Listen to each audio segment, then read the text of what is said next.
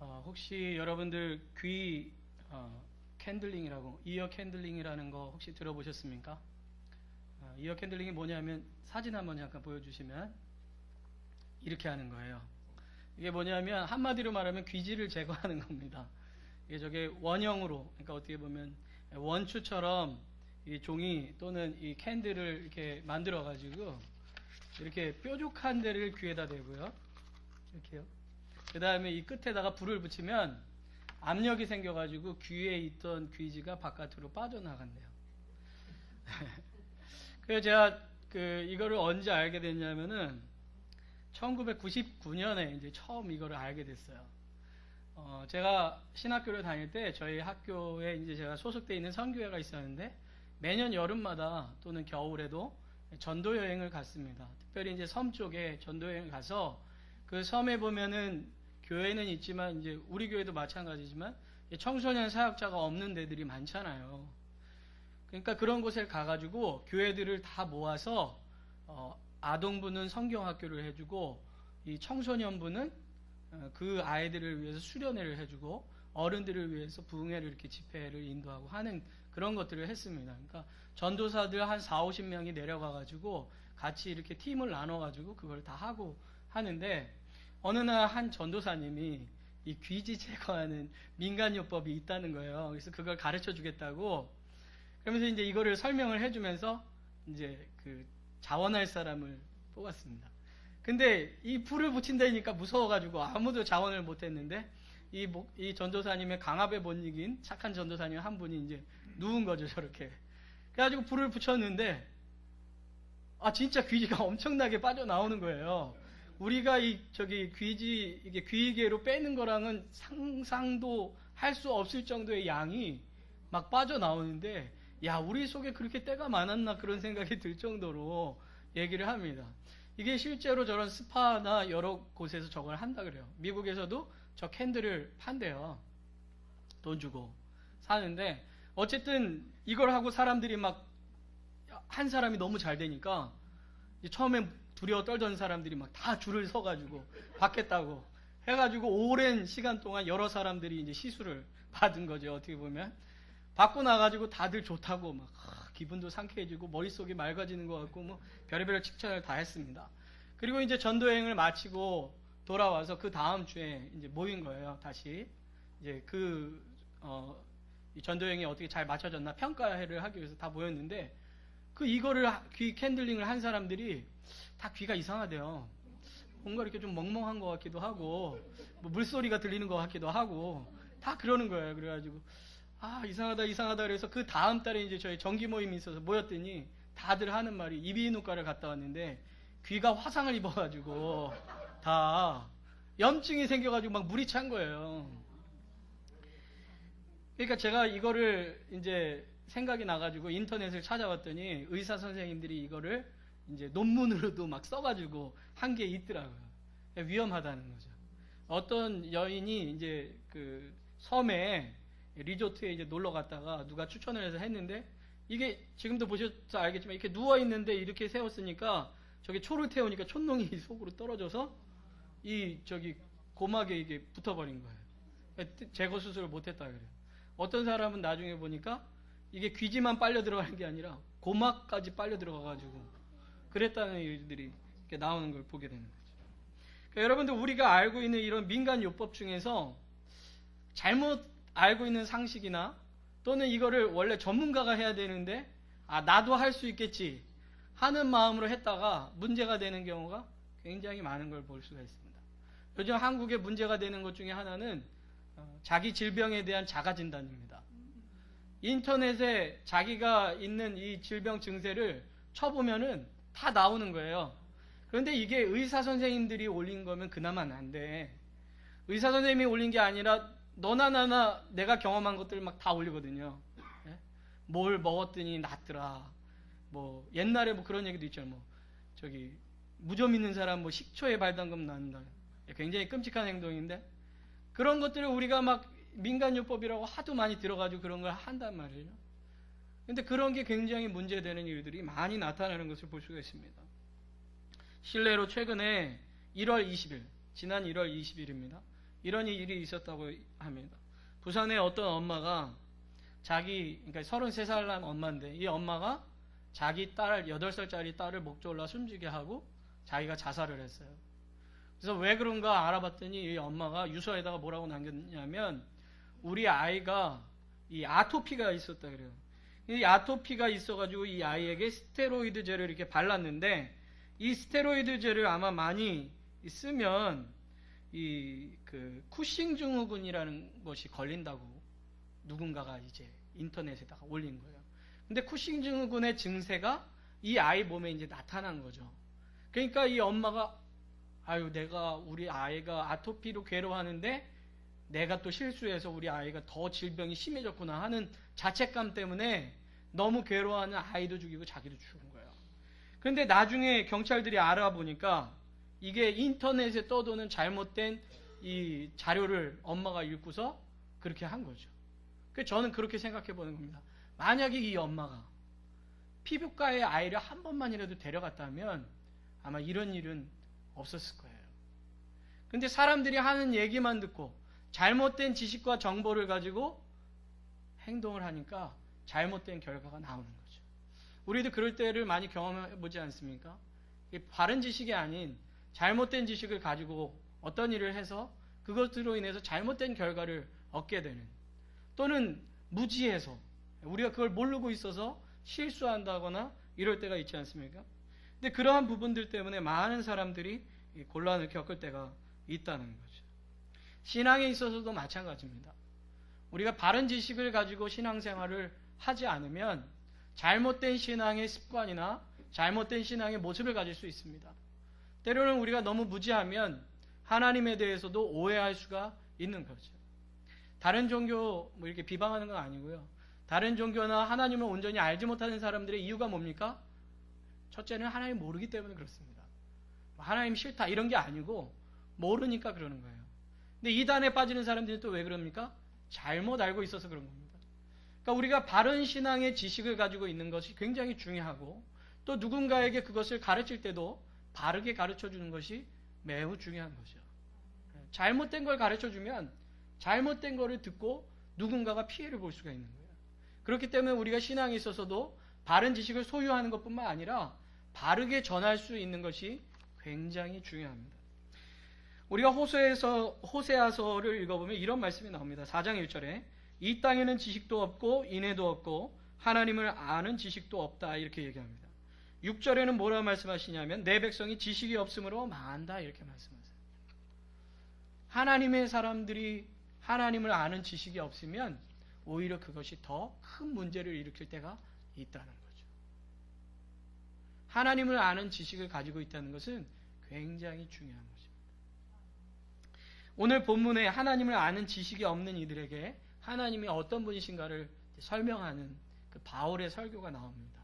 우리가 오늘 그 말씀을 좀 살펴보면서 함께 좀 생각해 볼 수 있는 시간을 갖기를 바랍니다. 우리 지난주에 바울이 이제 베레아에서 이 데살로니가에서 내려온 사람들의 박해에 의해서 그 아테네까지 내려오는 그런 장면을 봤죠.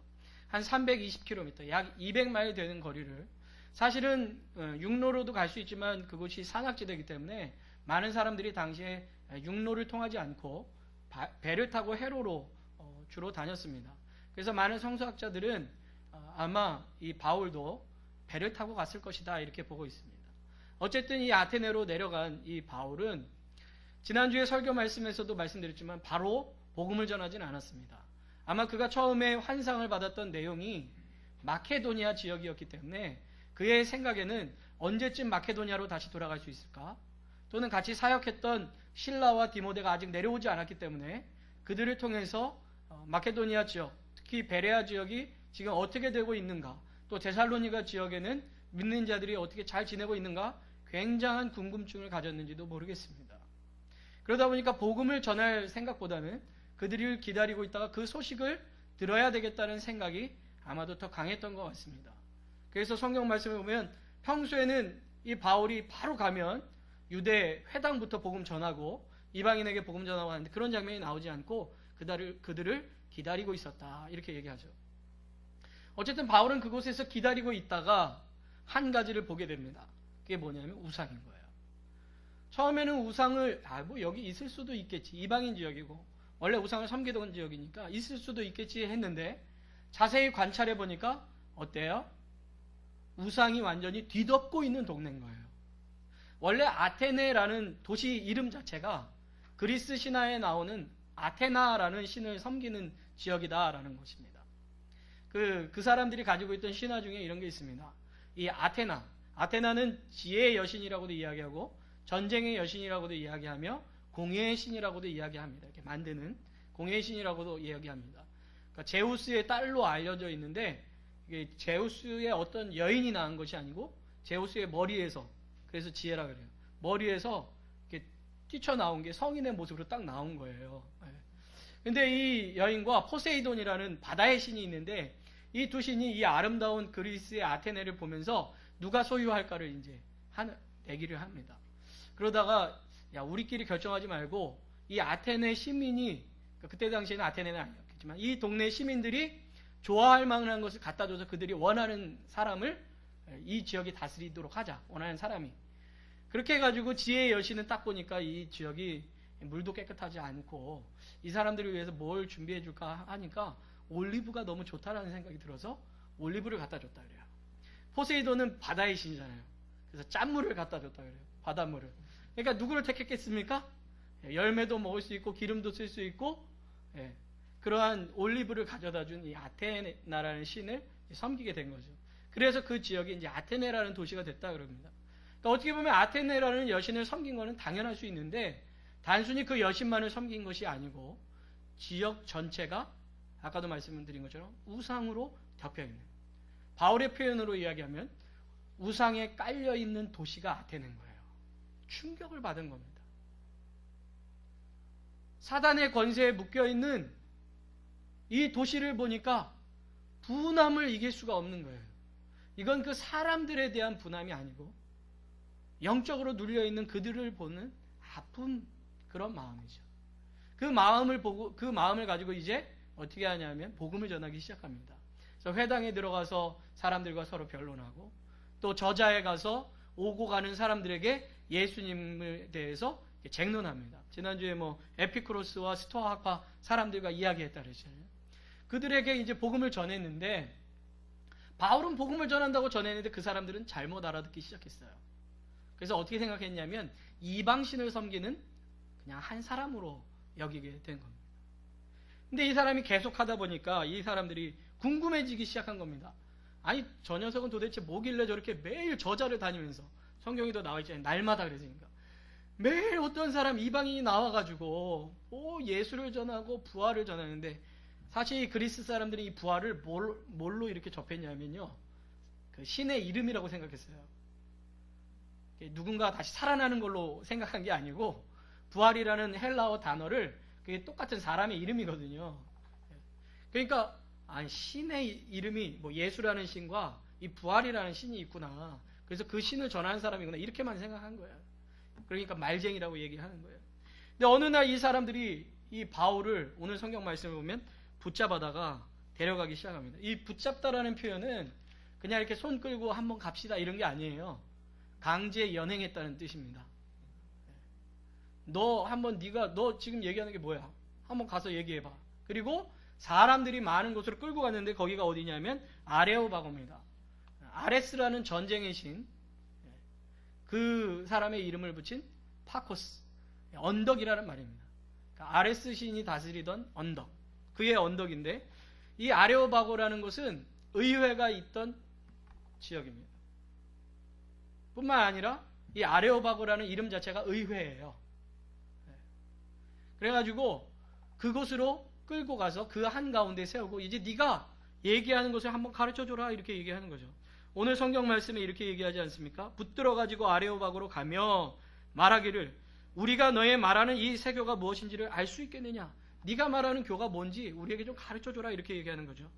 뿐만 아니라 20절에 내가 무슨 이상한 것을 우리 귀에 들려주니 그 무슨 뜻인지 알고자 하노라. 좀 가르쳐줘라. 근데 이거는 신앙을 갖고 싶다거나 이래서 얘기하는 건 아니에요. 왜냐하면 21절에 이렇게 나와요.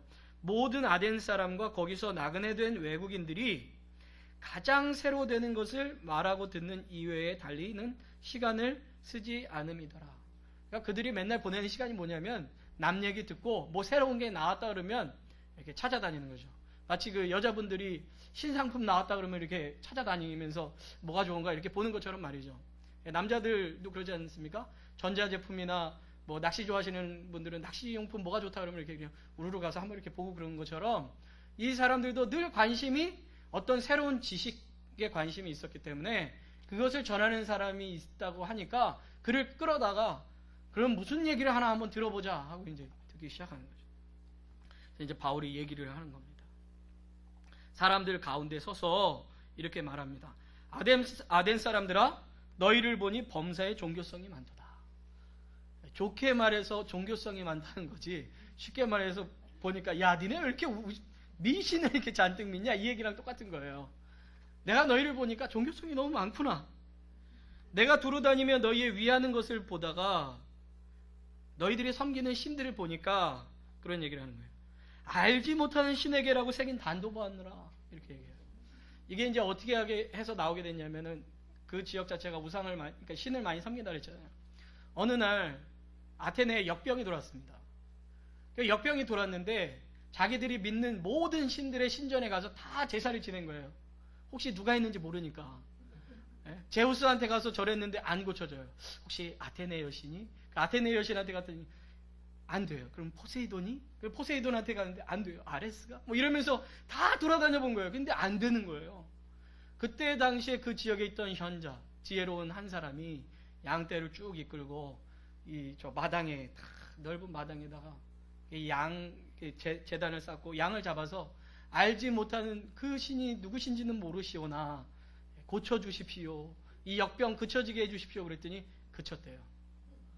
그래서 그 다음부터 알지 못하는 신에게, 왜냐하면 우리가 섬기는 만약에 100만 가지가 있는데 100만 한 번째 신이 있을 수도 있잖아요. 그러니까 그 신을 놓쳐서는 안 되니까 한 명의 신이라도 노하지 않게 하기 위해서 알지 못하는 신에게라는 단까지 세운 거죠. 그걸 이제 빗대어서 바울이 얘기하는 겁니다. 야, 니네는 알지 못하는 신에게까지 섬긴다고 하는데 너희들은 모르고 섬기나 나는 내가 알고 있는 하나님을 얘기하겠다, 이렇게 얘기해요.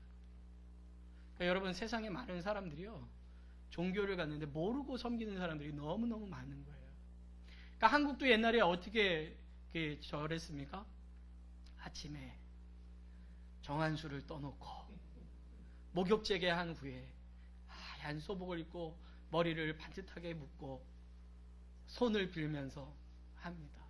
비나이다 비나이다. 누구에게 빌어요? 천지신명, 하늘의 신이든 땅의 신이든 그 신이 누구든지는 모르겠사오나 그 누구든 아들을 점지해 주시면 제가 섬기겠습니다, 이 얘기예요. 사람들의 믿음이 이렇다고요. 알지 못하는 거예요. 알지도 못하면서 무언가 신심은 있지만은 그것이 누군지를 모르니까 그냥 아무거나 만들어서, 그래서 때로는 나무를 깎기도 하고 돌을 깎기도 하고 금을 새기기도 하고 하면서 만드는 거예요. 뭔지 모르니까. 그러니까 어떨 때는 태양에도 빌고 달에도 빌고 땅에도 빌고 하는 거죠. 그게 인간의 마음이라는 거죠. 로마서 2장을 보면 왜 그러냐면 인간이 하나님을 제대로 섬기지 않으니까 그 허한 마음을 다른 곳으로 바꿔버렸다, 이렇게 얘기하는 거죠. 이 사람들도 그랬다는 거예요. 그렇기 때문에 바울이 얘기하는 거예요. 너희들은 지금 모르고 섬긴다. 그렇기 때문에 내가 진짜로 오늘 가르쳐 주겠다. 유일하신 한 분이신 하나님, 이 세상을 만드신 그분을 내가 너희들에게 가르쳐 주겠다라고 얘기를 하는 거예요. 그래서 처음에 딱 하는 얘기가 뭐냐면 24절에 하나님은 어떤 분이신가? 우주와 그 가운데 있는 만유를 지으신 신이시다, 이렇게 얘기하는 거예요. 다른 표현을 할까요? 창조의 하나님이시다.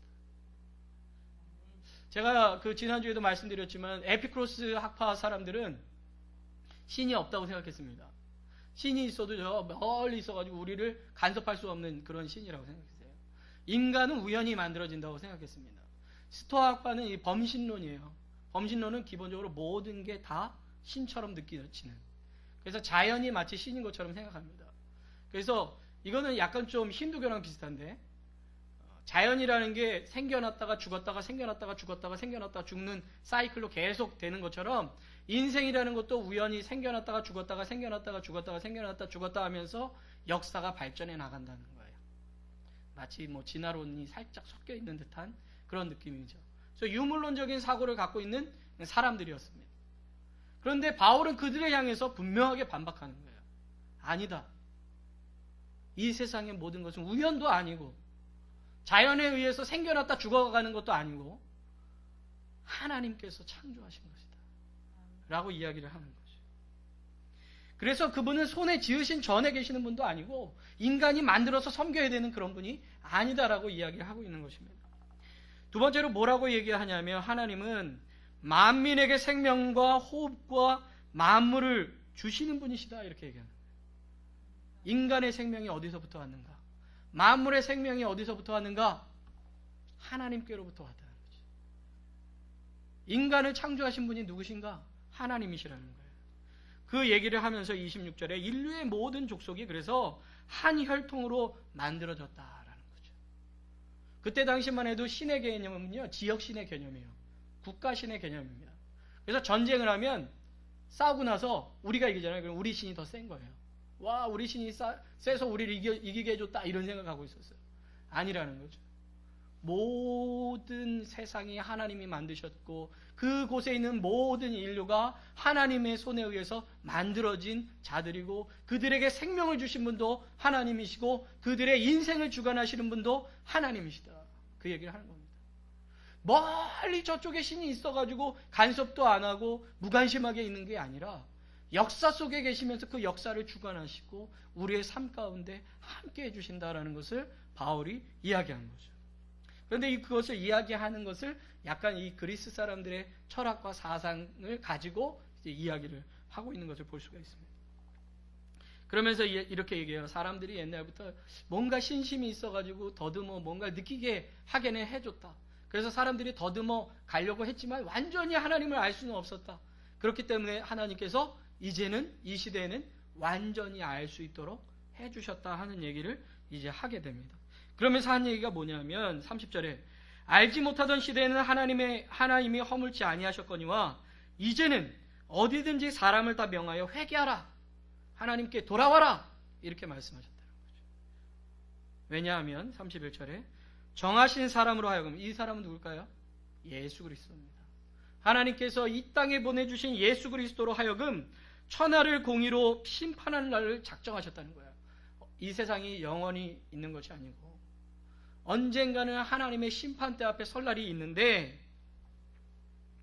그래서 그것을 준비해야 하는데 이것들을 작정하시고 이에 저를 죽은 자 가운데서 예수 그리스도를 죽은 자 가운데서 다시 살리심으로 말미암아 사람들이 마지막 때가 있구나. 죽었다가 다시 살아나는 때가 있구나. 하나님의 심판대 앞에 설 날이 있구나 하는 것을 증언했다는 거죠. 증거해 주셨다는 거예요. 하나님을 믿지 않고 신을 알지 못하고 신은 멀리 있다고 생각하는 잘못된 지식을 갖고 있는 그들에게 하나님에 대한 바른 지식을 오늘 제시하는 것을 볼 수가 있습니다.